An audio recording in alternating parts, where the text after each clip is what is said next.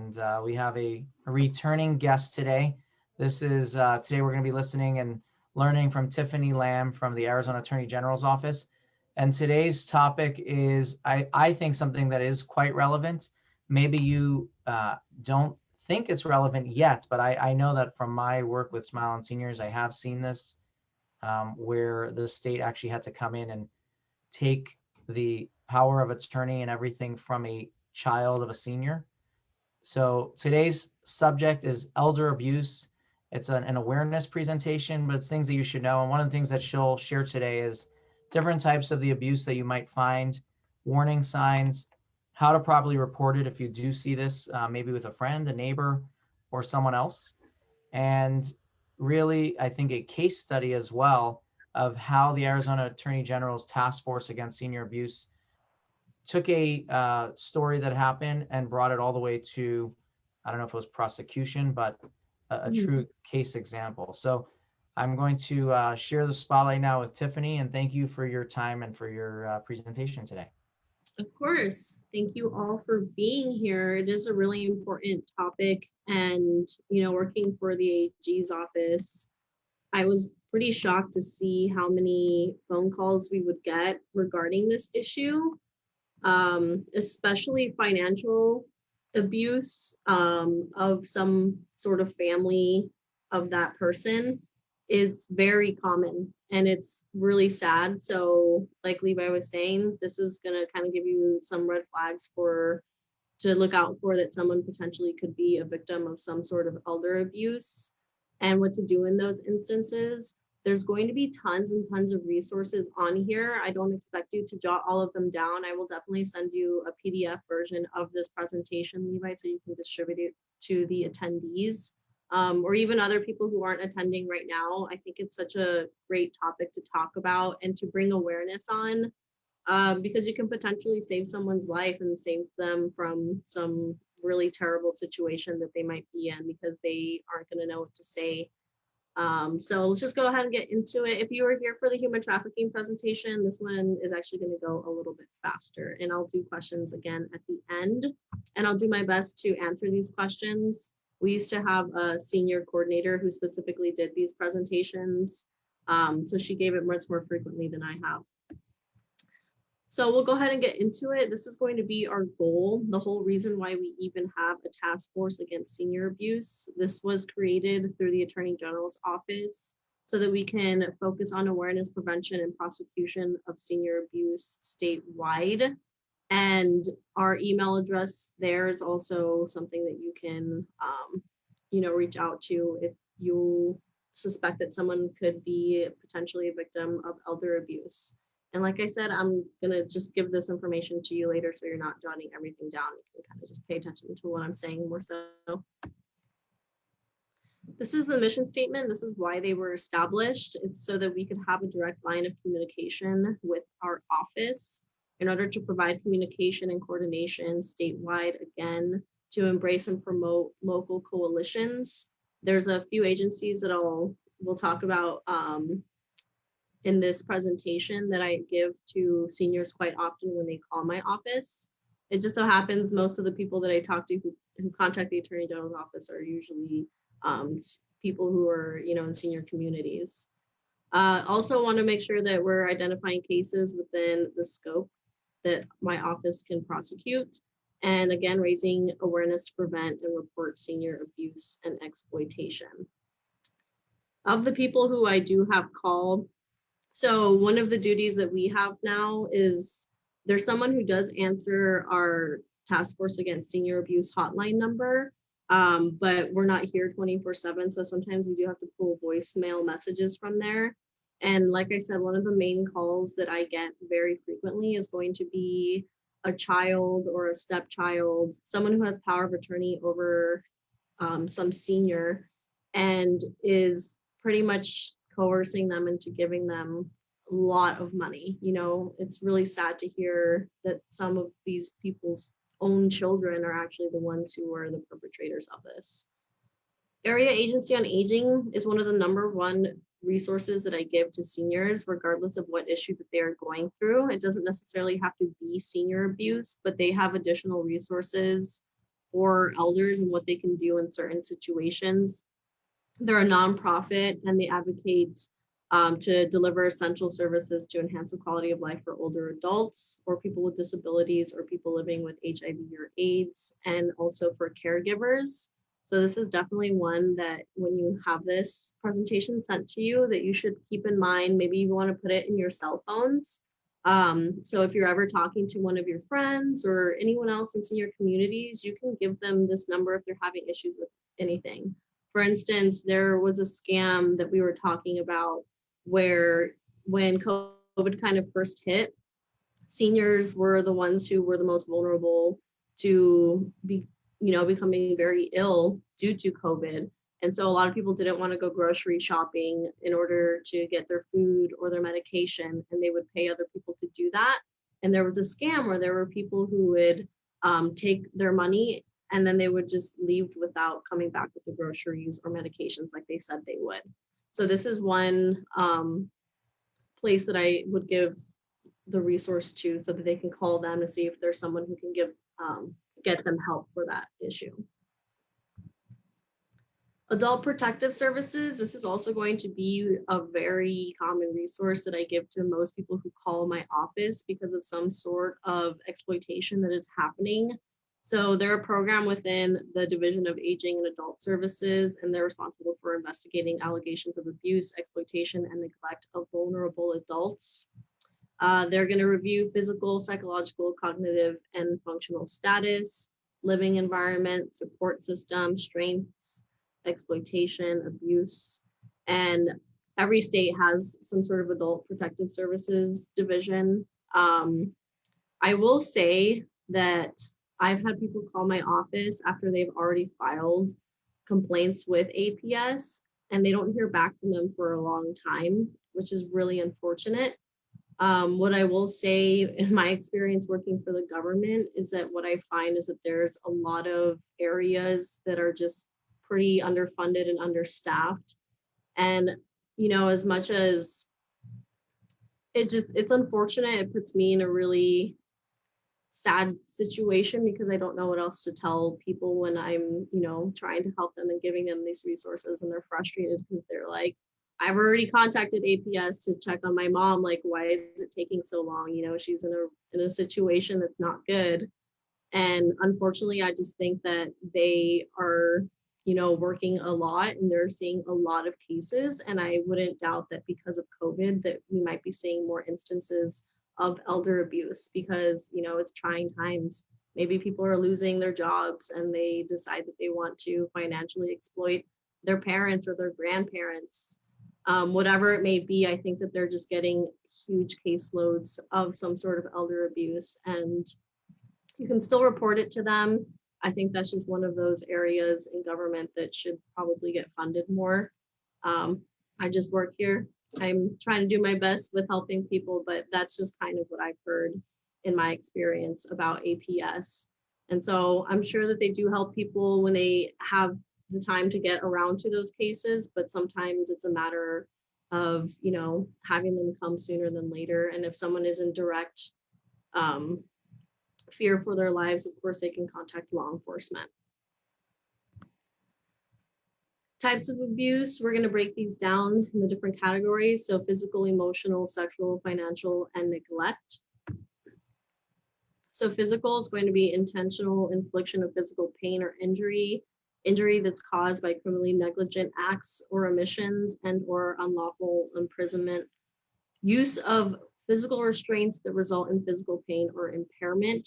There's going to be warning signs for this. There's going to be the obvious ones: unexplained bruises, welts, sores, cuts, or abrasions in places they would normally not be expected. Maybe there was an injury that's not been cared for properly. Dehydration or malnutrition. If someone seems like they're eating very ravenously and you're wondering why they're eating like they haven't eaten in quite some time.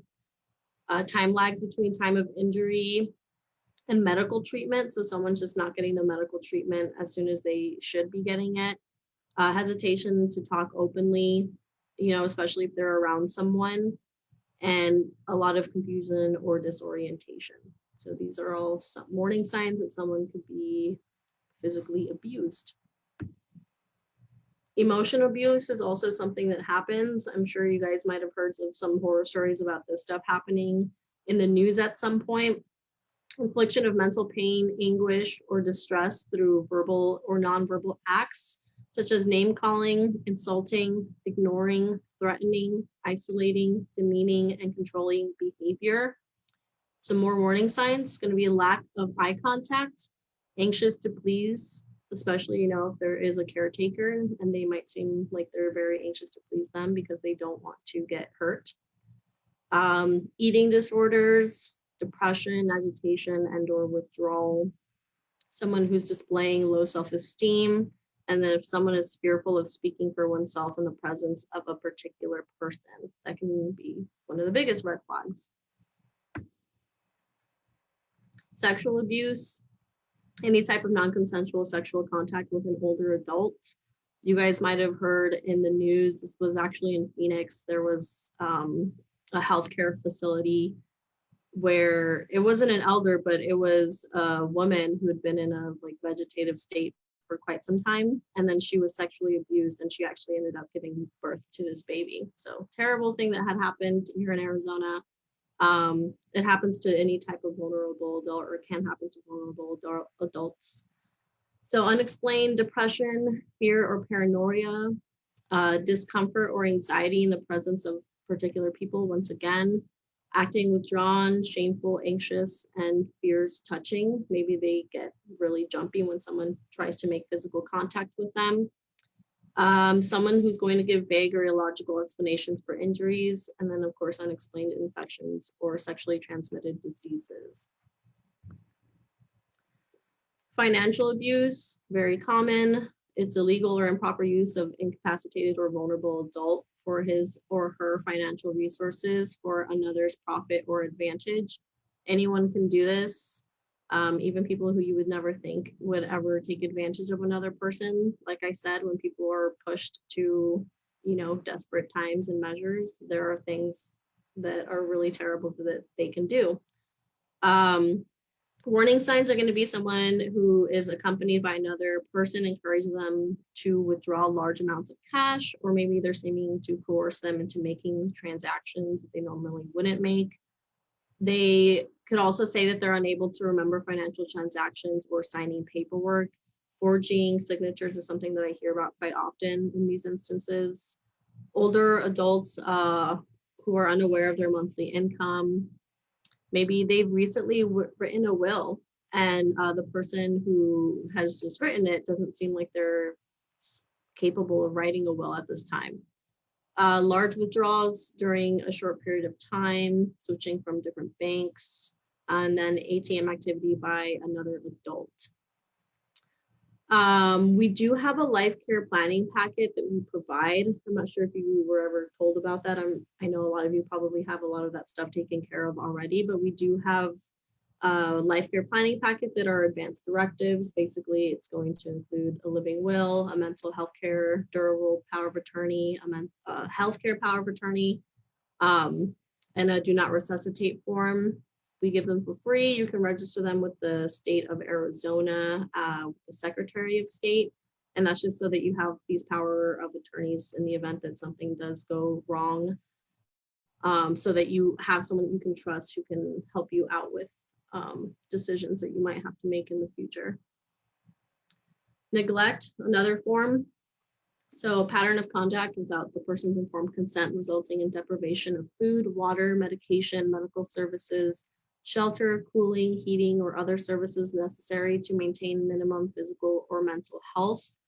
Warning signs, it's going to be an older adult seems detached, unresponsive, and or helpless. Bed sores, unkempt, dirty, body odor and or feces on body. Clothing is insufficient or inappropriate for the weather. Soiled or urine-soaked bedding, unsanitary or unsafe living conditions, improper use of medication. These are all signs of neglect. So some statistics that are really sad, but true. Only 4% of cases will actually be reported. There's a lot of reasons for that. The seniors who we hear who are getting, abused in some sort of form, they're vulnerable in some way. Maybe they are really fearful of the person who is taking advantage of them, so they don't want to say anything because, it could also be the person who's supplying them food and water and whatnot.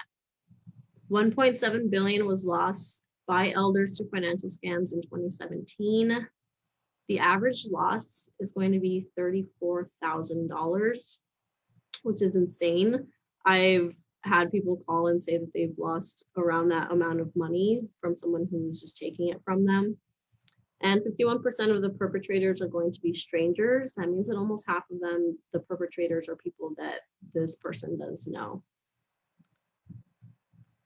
So domestic abuse, domestic violence, it's going to be pattern behavior used on one partner to maintain power and control over another partner.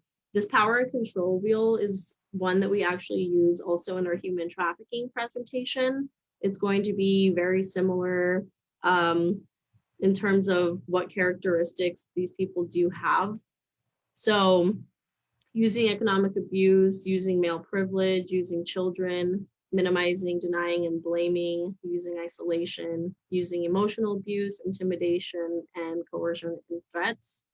Basically, all sorts of abusers, regardless of what type of person that they are abusing, they're going to all have a very similar pattern that they fall into. The main thing is that they're going to want to maintain power and control over every aspect of their victim's life. So that way it's really difficult for them to get out of that situation.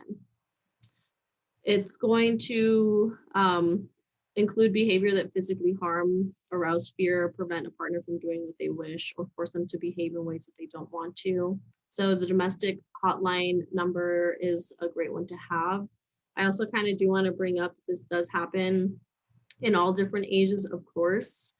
I believe, I don't remember if I brought the statistic up for human trafficking, but if you guys have grandchildren who are, in their teens, maybe they're dating someone for the first time, they have higher instances of domestic violence happen in adolescent relationships. And it's, for a lot of reasons, but one of them is that their brains aren't fully developed, especially the prefrontal cortex.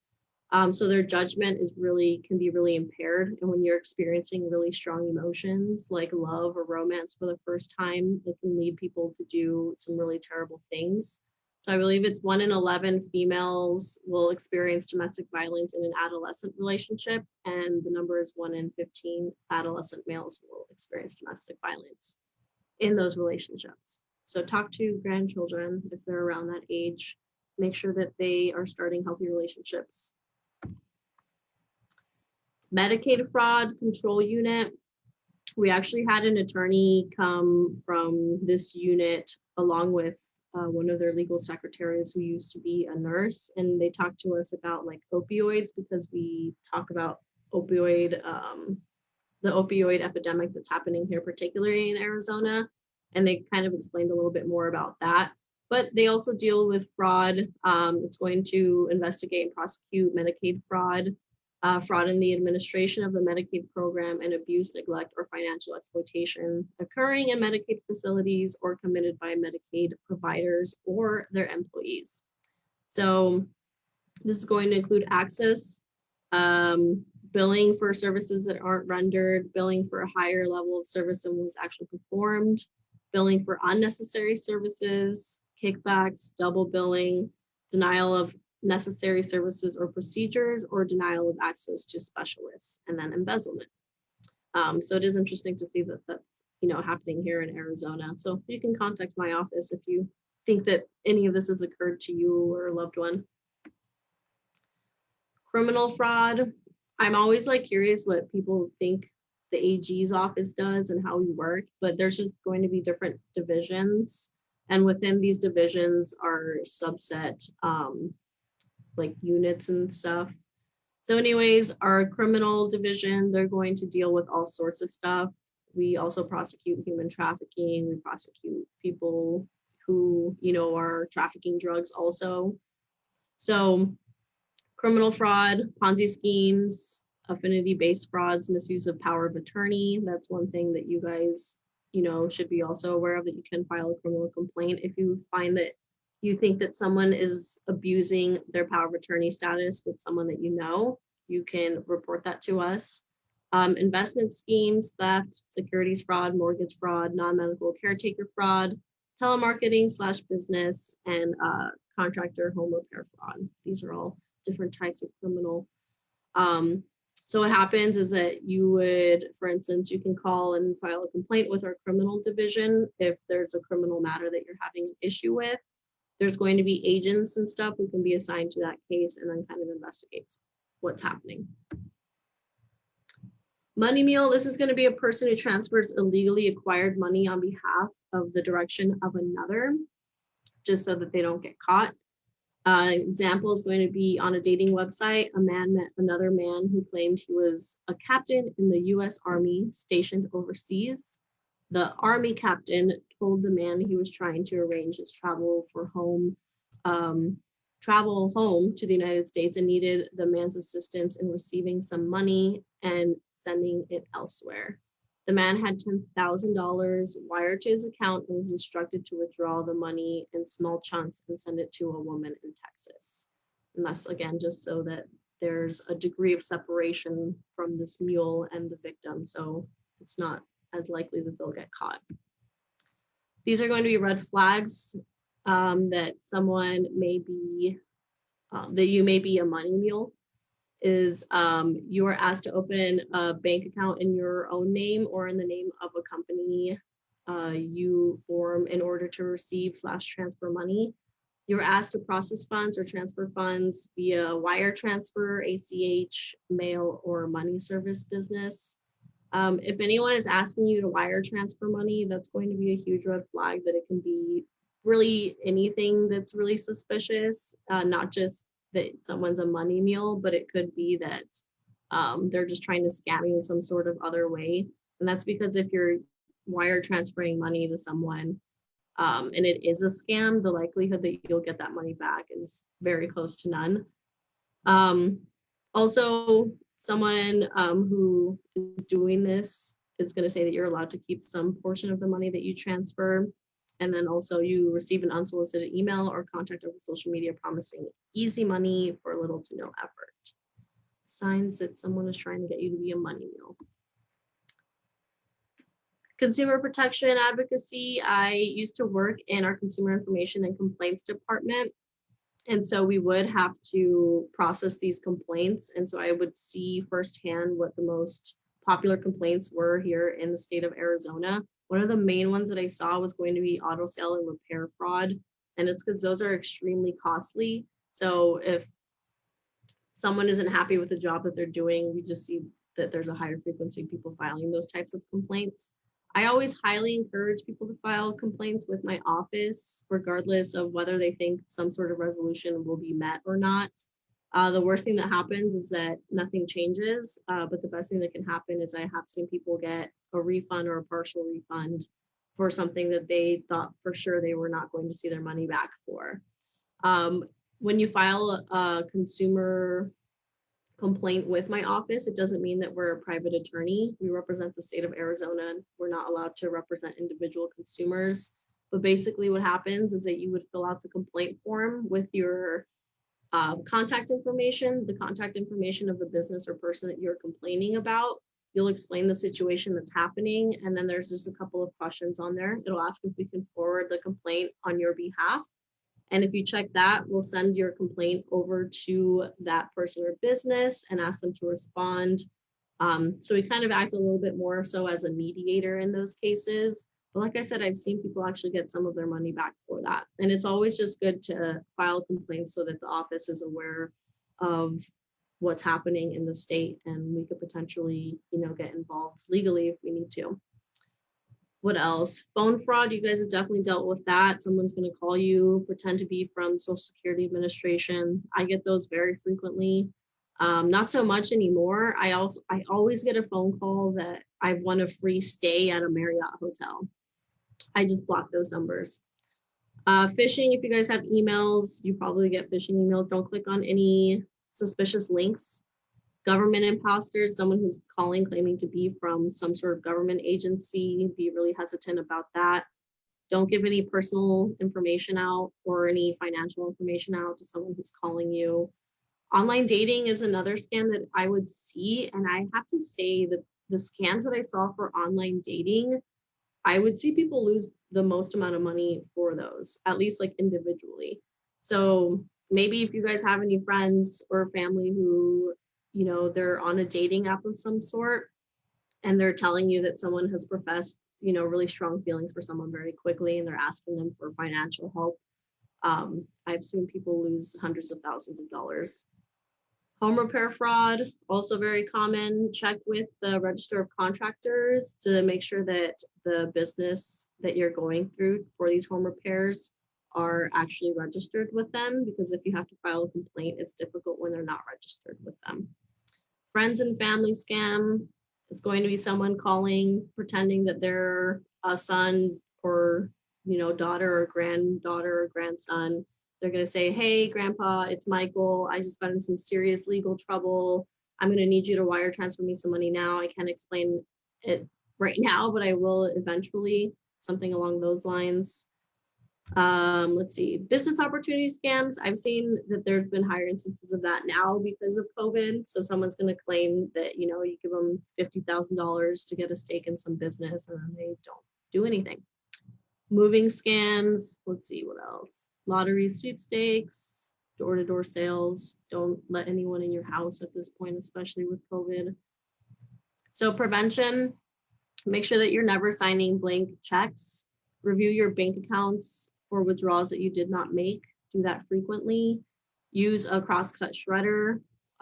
If you guys have tons of documents that you need to shred, you can look up the nearest shred event that might be happening in your area. We like to host shredathons here in Phoenix. We go across Arizona too sometimes. You can always check our website for that. If you're not already on the National Do Not Call Registry, you can get on it. It's very easy to do. Unfortunately, that doesn't mean that you're going to not ever get any scam calls. The only people who don't call you on this is if they're abiding by the law, but we know that scammers don't do that. If it sounds too good to be true, then it is. We say that to all consumers of all ages. If someone is pressuring you into a deal and they're saying it's a limited time offer, one time only, that's a huge red flag. Make sure that you're taking your time to make decisions, especially something that's going to cost very much. Credit cards are the safest way to pay. If you are scammed, but you paid with a credit card, it's more likely that you'll see your money back versus other forms of payment. And it's just because it's easier to dispute those charges with your credit card company. Make sure you're not answering unwanted calls. Hang up right away if you know that it's a scammer. Don't listen to the stuff that they're saying. Avoid wiring money or giving your bank account information. And yeah, make sure that you're cautious of signing power of attorney forms, contracts, or other legal documents. And if you don't understand something, don't sign it and ask more about it. Reporting abuse, we already talked about Adult Protective Services. They investigate reports of abuse and can help vulnerable adults. You can also file complaints for scams with my office. And then of course, if someone is in immediate danger, you can contact 911. So this is the case example that I was talking about earlier, Levi, that you had brought up. So I'm just gonna go ahead and read this. Ruiz and Moreno were caregivers at Asterion Acres, an access provider in Pima County. Victim Doris Brown was a 93-year-old non-ambulatory vulnerable adult. She was a hospice patient that was neither physically nor mentally able to care for herself. Victim's son became suspicious when he started noticing bruising on the victim. As a result, he decided to install a motion sensing camera in her room. The camera footage revealed that the above-named caregivers abused the victim on their respective shifts. Ruiz was roughed during diaper changes, threw the victim onto her bed and into a wheelchair violently, removed the victim's shirt and violently shoved it back in her face/throat. Moreno was also seen punching the victim in the chest, on the back, and in the arms with a remote control. Moreno also mentally tortured the victim by calling her names and telling her that she was going to die. So this case was reported to the local sheriff's department within hours. the AAG, which is going to be Assistant Attorney General, special agents, 2 representatives from Adult Protective Services, 2 detectives from the Sheriff's Department, and the supervisors at the Department of Health and Human Services sat at the same table and created a plan. By the end of the day, the victim was removed and all of the 20 plus other residents were evaluated. Both Ruiz and Moreno were arrested the following day. Both defendants pled guilty and spent time in prison. So again, with having someone who is vulnerable, who might be in a home, if you're noticing any sort of red flag, I know it is a lot, installing the motion sensing camera. In that case, that's good evidence that they have in order to prosecute that person.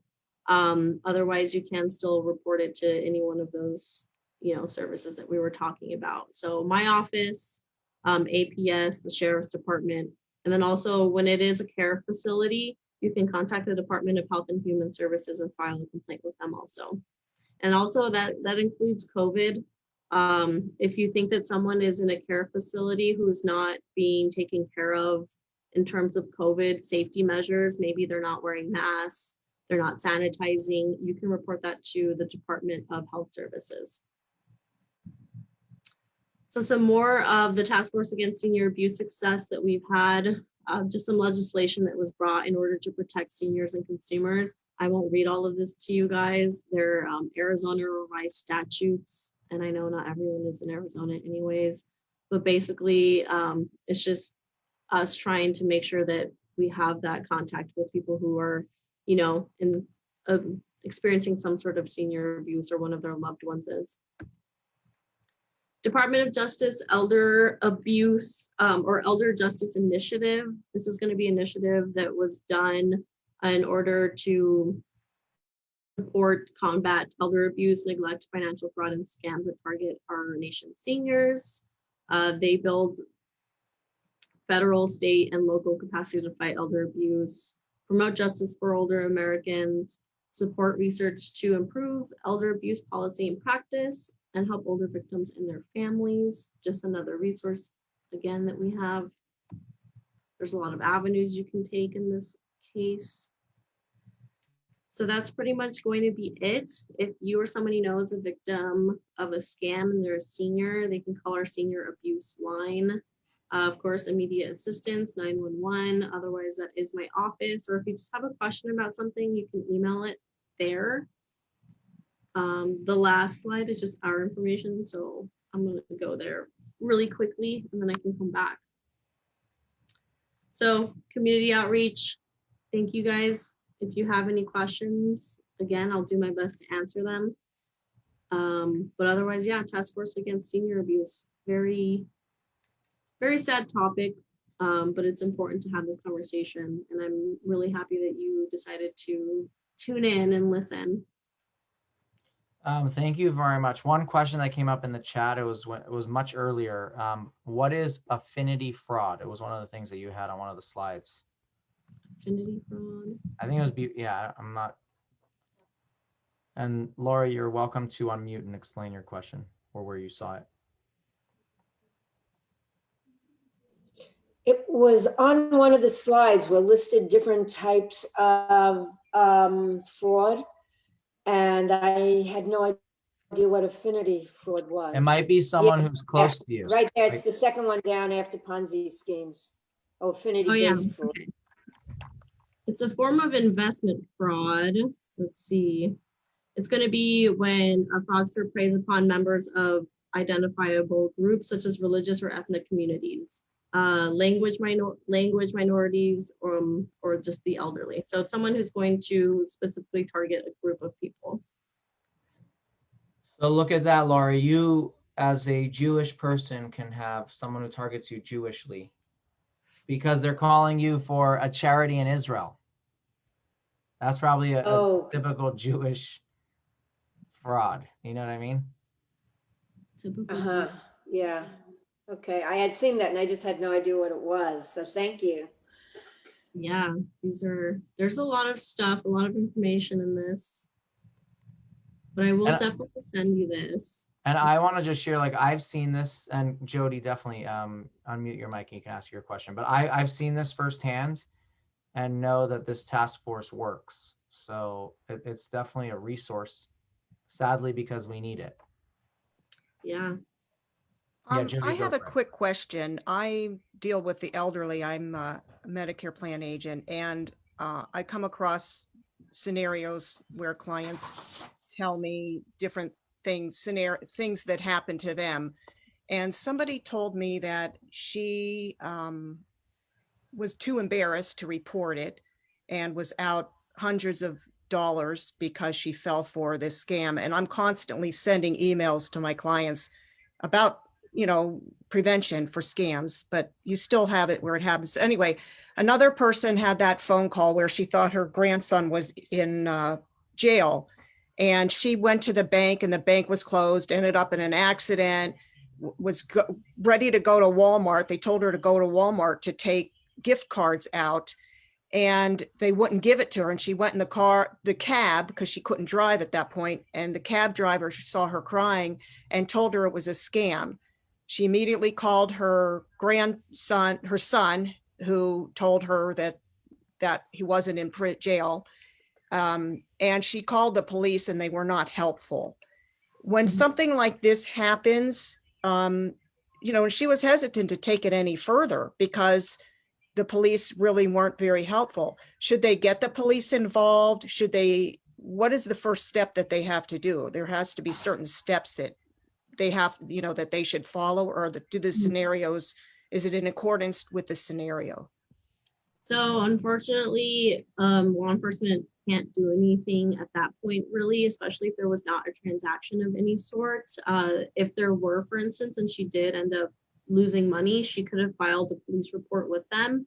But the main thing is going to be just reporting it to my office, because we do specifically deal with scams. And in our consumer information and complaints department, I will say I had a lot of people call and say that they were, a victim or were almost a victim of the grandparent scam. So if you file a complaint with my office, that's going to be the main thing that you can do. Unfortunately, it's not something that you can get taken care of really urgently. And what you were saying, what had happened, someone saying that they're in jail. There are so many different variations of this scam that I have heard, whether it's a grandchild who says that they were in a car accident, they're hurt, they have to go to the hospital, they're in the hospital, they need money right now. I've heard someone get pulled over allegedly by law enforcement and claim that they had traces of cocaine or methamphetamines in their car, and they were arrested for that, and that's why that person was calling them. The main thing I'm glad you brought up, though, was the gift card thing. The gift card scam, we're seeing that happen very frequently. If someone is asking you for any form of payment in the form of a gift card, that's most likely going to be a scam. I've even had seniors in my office before who've almost fallen for those types of scams. So it's crazy how prevalent it is. But I had an older woman call me last week, and she lost $10,000 to this gift card scam. Someone had called. Yeah, it was terrible. So I had her contact my consumer information complaints department, talk to them. She paid with a credit card, luckily, so she had to contact her credit card company, and I hope that she had gotten some of that back. But it's just up in the air. Make sure that everyone knows not to pay with gift cards. Is there a time limit on how long they have to report a crime when it happens? There's not any specific amount of time, not some statute of limitations or something for that. Definitely file it as soon as you can, is the main thing that I'm going to say. And then, just contacting your bank or whatever, however way you paid for it. But I know there's people, I have a friend a couple of weeks ago, she got ripped off from some people in India. They claimed that, they were going to, that's how she was paying her bills.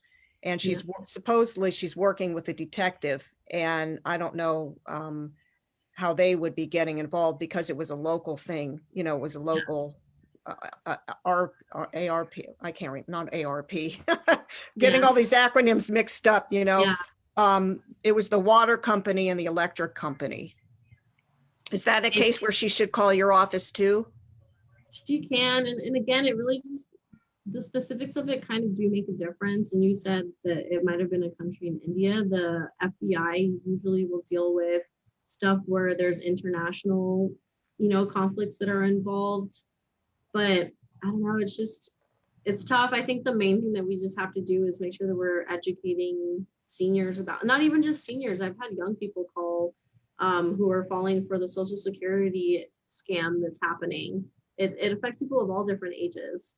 So just getting the word around about that and letting them know that they can contact my office as a resource. And then again, just depending on the situation, it could be a criminal matter, it could be civil in our consumer protection division, anything along those lines. That's why we say if you're having any of these issues, contact TASA and we can give you additional resources for that. Thank you. Yeah. Betsy, did you have a statement, or Betty, sorry, or Stan? No, I was just saying, we had a call that our grandson was in an accident, and it wasn't from our grandson. It was somebody else calling on his behalf that he was in an auto accident. And I said, was he driving? And they said, yes. I said, that's interesting. He's 14. And the phone went click. Oh, I had a similar call, and our grandson has an unusual name. So I said to the caller, I said, what's my grandson's name? I have a lot of grandchildren. And the phone went click. So that's a way to get around this. Yeah. Yeah, because Exactly. a lot of people panic. I mean, we had one that said it was our nephew, and the first thing that came to my mind is, why aren't you calling your parents? Why are you calling me? And he was supposed to be out of the country. And I said that to the person, because at that time, it was the first time I had that. And they said, well, he was detoured. Somebody had died in Florida, a friend, and he had to go down to the funeral, and he was in an accident in Florida. I mean, and the first thing I did, I said, I'll have to get back to you. And I called my sister-in-law and brother-in-law, and they told me our nephew was in Japan, where I thought he was.